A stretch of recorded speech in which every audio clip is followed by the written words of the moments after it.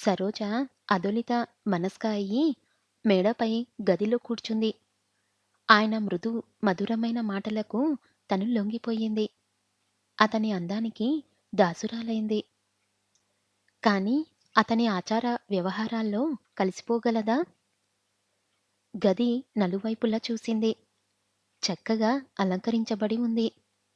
కింద చక్కని టీవాసి పరిచి ఉంది. అమ్మగారు, చాయ్. పనిపిల్ల వినయంగా టీ ట్రే పట్టుకొని నిల్చుంది. సరోజక్కప్పుడు ఏమీ తీసుకోవాలనిపించలేదు. అక్కడ పెట్టు. చిన్న బల్లపై ట్రే పెట్టి ఆమె దగ్గరగా జరిగిపోబోతూ మీకేమి అవసరమున్నా నన్ను పిలవండి అని చెప్పింది.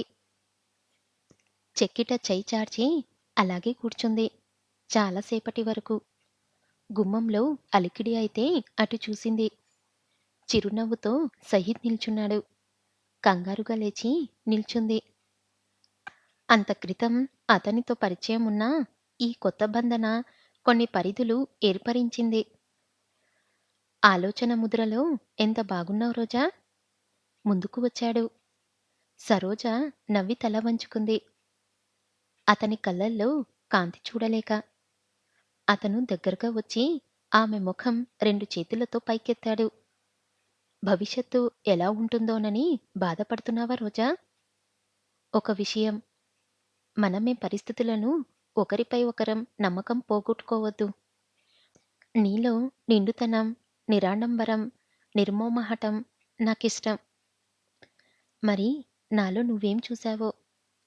ఏది ఏమైనా ఇద్దరం ఒకటయ్యాం. కానీ మీ బంధువులు, మా బంధువులు హర్షించలేదు.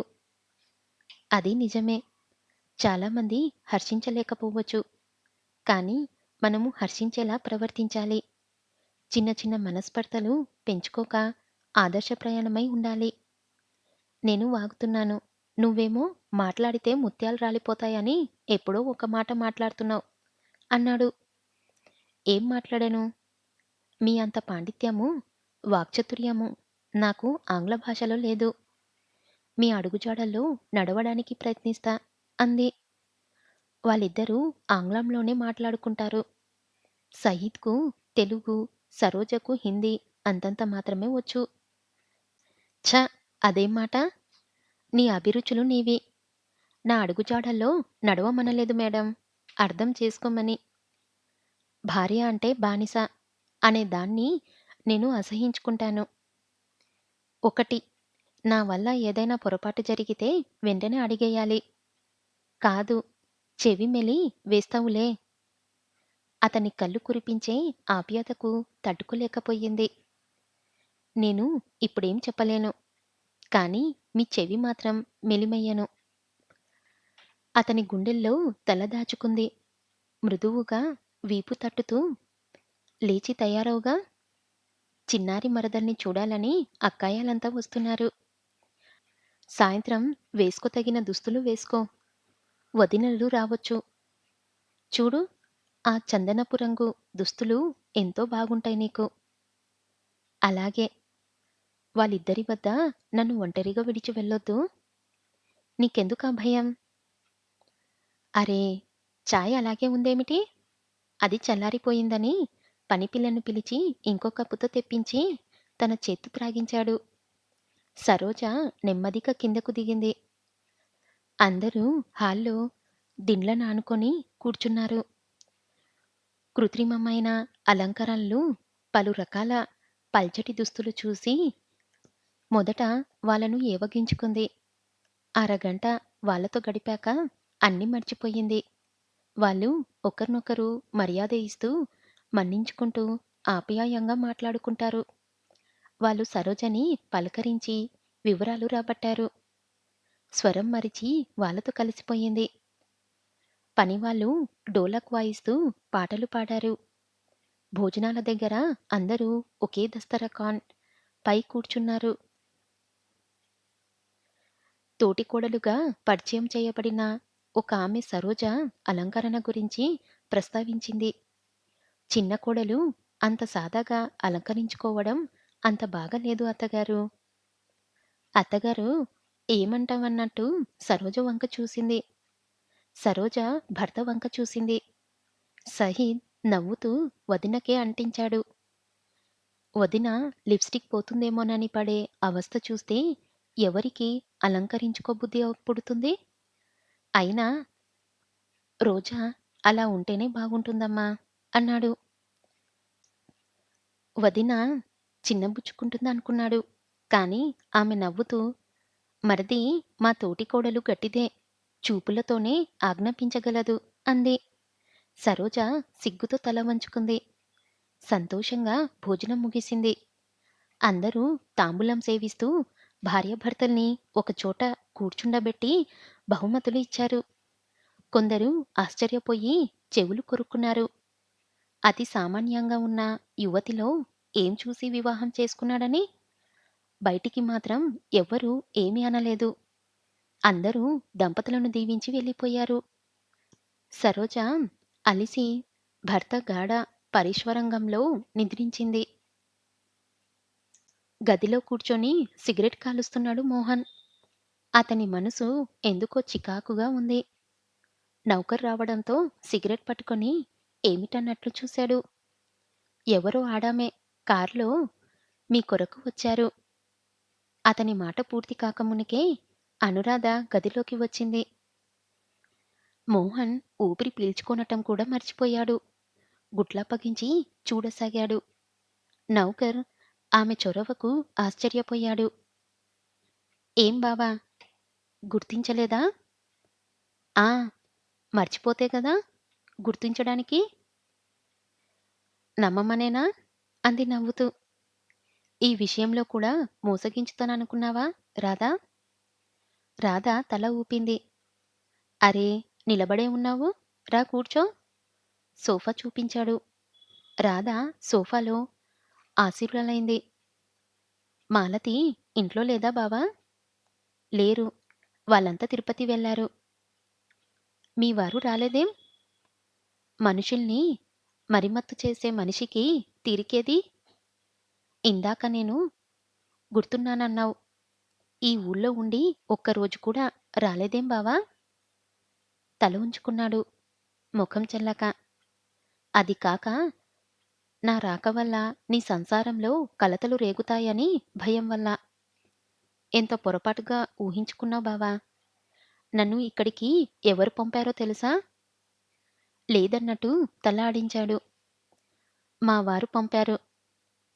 అంత అవసరం వారికేమొచ్చింది రాధా? అవసరం ఉంది గనకే. ఈ మధ్య మనూరు వెళ్ళాము. అక్కడి పరిస్థితి చూస్తే కడుపు తరుక్కుపోయింది.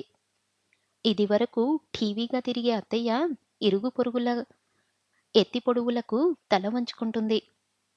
విశ్రాంతి అంటే ఏమో మర్చిపోయారు మామయ్య. పొలం పనులు, ట్యూషన్లు చూస్తున్నారు. నా సహాయం ఏ రూపంలోనూ స్వీకరించటానికి అంగీకరించటం లేదు. అదంతా అమ్మ చాదస్తం రాదా! పొలం మీద వచ్చేది సరిపోదంటే నేను నమ్మను. ఎలా నమ్ముతావు?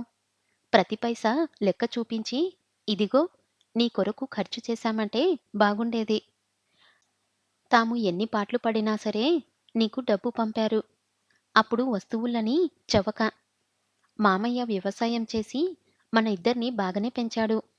ఉషను, బాలును చూస్తే జాలేస్తుంది. పరిస్థితి ఇంత దిగజారిపోయిందంటే నమ్మలేను. ఒక్క పూటలో నీవేం తెలుసుకున్నావు? ఆ విషయాలు పోనీ.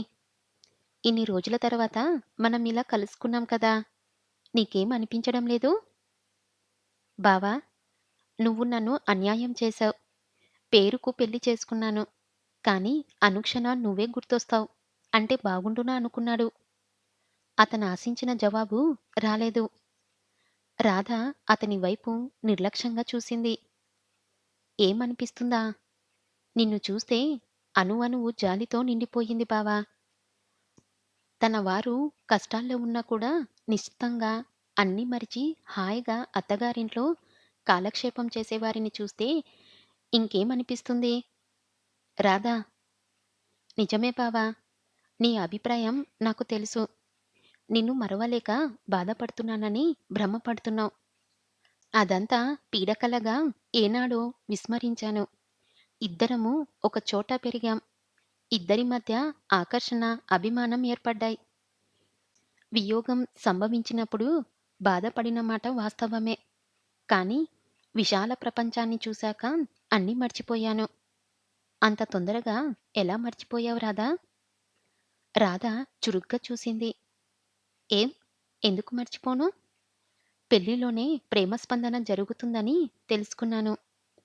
నీ పట్ల జాలి తప్ప మరేం లేదు అంది దృఢంగా. అంతేనా రాధా? మరి ఇదేం సినిమా కాదు బావా, నిన్ను మర్చిపోలేను అని అనడానికి. ఒకవేళ పెద్దవారి ఆటంకం వల్ల వివాహం జరగకుంటే కాస్త అభిమానం ఉండేదేమో.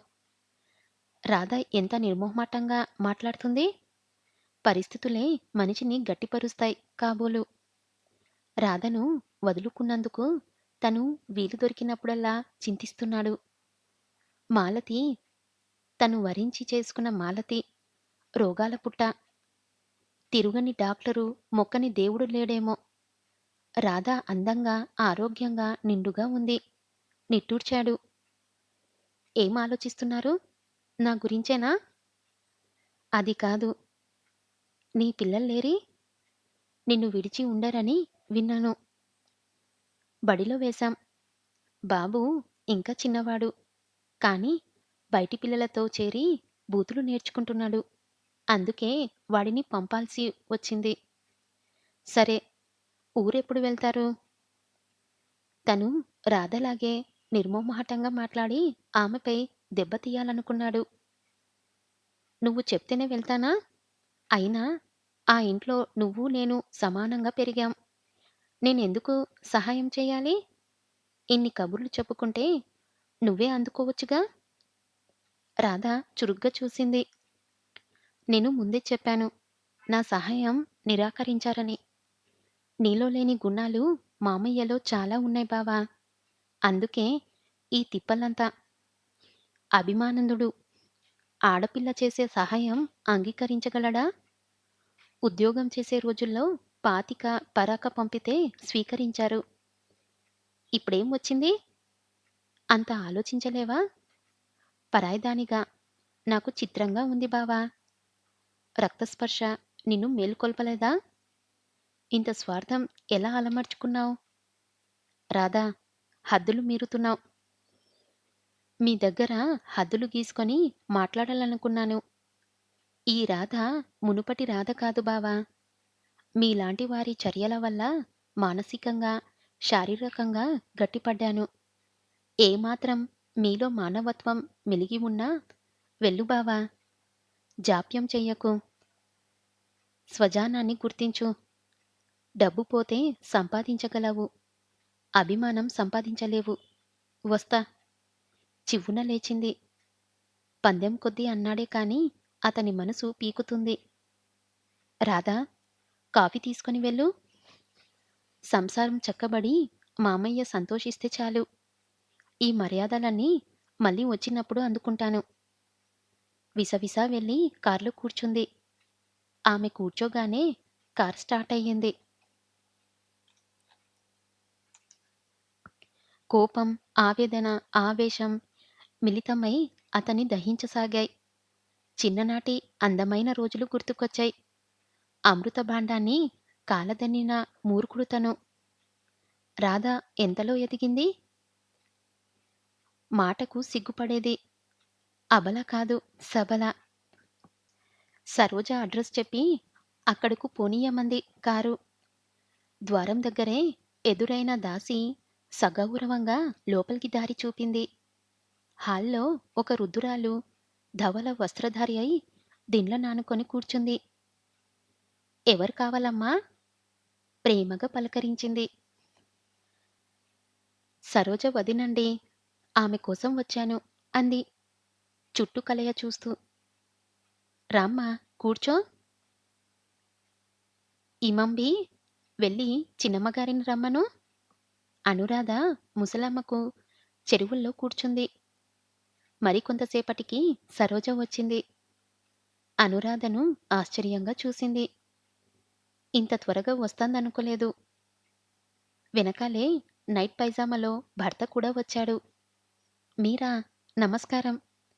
ఈరోజు సిదినం అన్నాడు నవ్వుతూ. ప్రతి నమస్కారం చేసింది లేచి నిల్చొని. పర్వాలేదు కూర్చోరాదా? అన్నయ్య రాలేదా? లేదు సరు.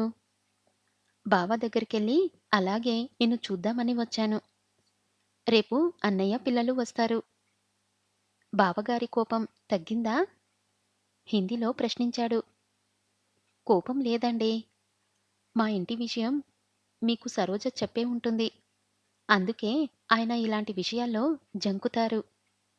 సరోజ జీవితం ప్రశాంతంగా గడపాలని ఆయన కోరికే. సహజమే. ఎవరమ్మాయి గురించి వాళ్లకు ఆదుర్దా ఉండనే ఉంటుంది. మా అబ్బాయి అందరిలాంటివాడు కాదు. నిశ్చితంగా ఉండండి. అమ్మాయి మా రోజుకు హిందీ సరిగ్గా రాదు. నువ్వెలా మాట్లాడతావ్? స్వచ్ఛంగా అన్నారు ముసలావిడ. సరోజదే స్వచ్ఛమైన హిందీ అండి. మనము మాట్లాడేది సగం ఉర్దూ. నేను చాలా కాలం నుండి హైదరాబాద్‌కు దగ్గరగా ఉన్నాను. సంభాషణ ఉర్దూలో సాగింది. మా సహీద్‌కు తెలుగు రాయడం, చదవడం వచ్చమ్మా. అచ్చుతప్పులతో సహా నవ్వింది సరోజ. మీరేం నవ్వొద్దు. తమరెలా హిందీ మాట్లాడతారో చెప్పనా? మీ వదినతో? కొంటెగా భార్య వంక చూచాడు. చెప్పండి. ఆమెకు తెలియదు గనకనా? అంది నిశ్చితంగా. అమ్మాయ్, మాటలతోనే కడుపు నింపుతావా? మీ వదినకు ఫలహారం పెట్టావా? అత్తగారు గుర్తు చేశారు. ఆవిడగారు మనింట్లో భోజనం చేస్తారా? టీ కూడా పుచ్చుకుంటారో లేదో అత్తయ్య. ఖర్చవుతుందని చెప్పరాదూ? ఆవిడ మాటలు నమ్మకండి అమ్మగారూ. సరోజ వెళ్ళి ఫలహారం తెచ్చింది. అందరూ తీసుకున్నారు. పనిమనిషి టీ తెచ్చింది. తళతళలాడే గాజు సామాన్లు ఎంతో శుభ్రంగా ఉన్నాయి. అత్తగారు అందరికీ తాంబూలాలమిచ్చింది. సరోజ నమస్కరించి తీసుకుంది. అది వాళ్ళ ఆచారమట. రోజాతో మాట్లాడుతూ ఉండండి. నేను షాప్‌కు వెళ్ళి వస్తాను. దుస్తులు మార్చుకొని సహీద్ వెళ్ళిపోయాడు. అనురాధను మేడ మీదకి తీసుకువచ్చింది సరోజ. కొంచెమైనా బుద్ధి ఉంది. ఇంతసేపాయే. ఈ ప్రేమ, పెళ్లి గొడవేమిటో చెప్పవా? అంది రాధ నిష్ఠూరంగా. చెప్పడానికేముంది? నవ్వింది సరోజ. ఒక్కనాటి ప్రేమతో అతన్నెలా వివాహం చేసుకున్నావ్? ప్రేమ కాదు. మాట తడబడుతున్నావ్. పరిచయంను ఏదో ఒకటి లేదు. 6 నెలల పరిచయం వదినగారు. అతను నన్ను మళ్ళీ చాలా సార్లు కలిశారు. ఎక్కడో ఒక చోటని చెప్పనా? ట్యాంక్ బండు, పబ్లిక్ గార్డెను. అది కాదులే. మళ్ళీ ఇద్దరూ ఎలా కలుసుకున్నారు? ఒకరోజు అనుకోకుండా ట్యాంక్ బండ్ మీద కనిపించారు. నా విషయాలు అడిగారు. అపరిచిత వ్యక్తి అలా ఆరా తీయటం నాకు నచ్చలేదు. విసురుగా తలెత్తాను. అతని కళ్ళల్లోని ఆప్యాయత, ఆకర్షణ నన్ను మార్చివేశాయి. బుద్ధిమంతురాలిలా అన్నీ చెప్పాను. తల్లిదండ్రిని కోల్పోయిన దురదృష్టానికి సానుభూతి తెలిపారు. కార్‌లో హాస్టల్ వద్ద దింపారు. అలా సాగింది మా పరిచయం. ఆకర్షణో, అనురాగమో చెప్పలేను. అతడిని చూడకుండా ఉంటే ఏం తోచేదే కాదు. సరే. మంచి రసపట్టులో ఉంది కథ. కథలా ఉందా? పూర్తిగా విను మరి. అతను అలాగే ఫీలయ్యేవాడేమో. నేను ఒకరోజు కనిపించకపోతే సరాసరి హాస్టల్లోకి వచ్చేవాడు. నాకు నచ్చినవి, నేను మెచ్చిన గుణాలు అతనిలో చాలా కనిపించాయి. సాటి కులం వారు ఉద్ధరిస్తున్నదేమిటి? నాన్న ఆస్తి పెద్దనాన్న కుమారులు అనుభవిస్తుంటే తప్పు అని చెప్పినా ఒప్పించిన వారేరి? అతడు వివాహం ప్రసక్తి తేగానే ఒప్పుకున్నాను. నాతో ఒక్క మాట ముందుకు చెప్పకూడదా? చెప్పాలనే వచ్చాను. అన్నయ్య అంగీకరించకపోతే? పెద్దమ్మ బాధపడితే? నా నిర్ణయం మార్చుకోవాల్సి వస్తుందని భయపడ్డాను. నీకు ఒక్కదానికి చెప్పినా అన్నయ్యకు చెప్తావ్. సాహసమే చేశావ్. నాకు తెలుసు. వివేకంతోనే మసులుతావు. కానీ సరు, ఒకటే భయం. వీరికి బహుభార్యత్వం నిషేధం లేదంట. మీ అన్నయ్యతో వాదించానే గాని నా గుండెలు గుబగుబలాడుతూనే ఉంది సుమా. అక్కడికి హిందువులకు తప్పన్నట్టు చేసుకోదలిస్తే చేసుకునేవారు అన్ని కులాల్లో ఉన్నారు రాదా. నిజమే. జాగ్రత్త. కొంగున ముడి వేసుకోమంటావేంటి? ఆయనకు హిందువులంటే గౌరవం. పోలీస్ యాక్షన్‌లో వీళ్ళ వాళ్ళు హిందువుల క్రాషేయం ఇచ్చారంట ఎంతోమంది.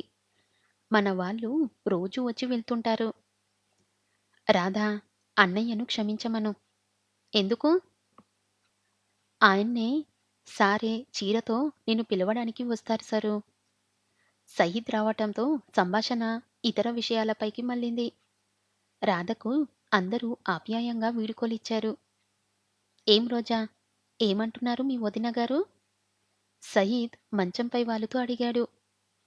చెప్పను బాబూ, మీకు కోపం వస్తుంది. అంత కోపం వచ్చే విషయమా? మీకు బహుభార్యతత్వము నిషేధం లేదంట? నన్ను జాగ్రత్తగా ఉండమన్నారు. నవ్వింది. వారి అనుమానాలకి ఆధారాలు లేకపోలేదు. మా అన్నయ్య తమ్ములతో మాత్రం ఇంతవరకు అలాంటి పని చెయ్యలేదు. మామయ్యకు ఇద్దరున్నారు. మళ్ళీ ఓ విలేజ్ లేబర్ వర్కర్‌ను చేసుకుంటాడంట. మీ మత గ్రంథంలో రాసి ఉందంట. తప్పుగా చెప్పారెవరో. ఒక సిగరెట్ అంటించి ఇవ్వు. ఎందుకు ఖురాన్‌లో అలా చేశారో చెప్తాను. సరోజ సిగరెట్ తెచ్చి అంటించి ఇచ్చింది. ఈరోజు ఎన్ని? ఇదొక్కటే. ఒక్క దమ్ము లాగి చెప్పటం మొదలుపెట్టాడు. వెనక యుద్ధాలు చాలా జరిగేవి. విపరీతమైన సైనిక నష్టం ఏర్పడేది. అలా మరణించిన వారి భార్యబిడ్డలు నిరాశ్రయులవుతారు. రెండోది, మగవాళ్ళ సంఖ్య తగ్గుతుంది. అలాంటప్పుడు బహుభార్యత్వము తప్పు లేదన్నారు. తెలుసా రాణిగారు? తెలుసు. రాజ్యం లేని మహారాజుగారు అంది నవ్వుతూ. అన్యాయం, అక్రమం, నాకు రాజ్యం లేదని ఎవరనగలరు? అయితే ఎక్కడ మీ రాజధాని చూపించారు? ఇదిగో. సరోజ హృదయం మీద చెయ్యి పెట్టి చూపాడు. అబ్బో! రాజధాని చాలా పెద్దది. వెక్కిరించింది. సయీద్ అంటే సరోజకు గౌరవం. సరోజ అంటే సయీద్‌కు ప్రాణం. ఇద్దరూ పాలు నీరులా కలిసిపోయారు. కాలం గడిచినా వారు భేదాభిప్రాయాలకు చోటు ఇవ్వలేదు. సయీద్ సంతోషం కోసం సరోజ అప్పుడప్పుడు పంజాబీ దుస్తులు వేసుకునేది. అతడు ధోవతి కట్టుకొని భార్యను తృప్తిపరిచేవాడు.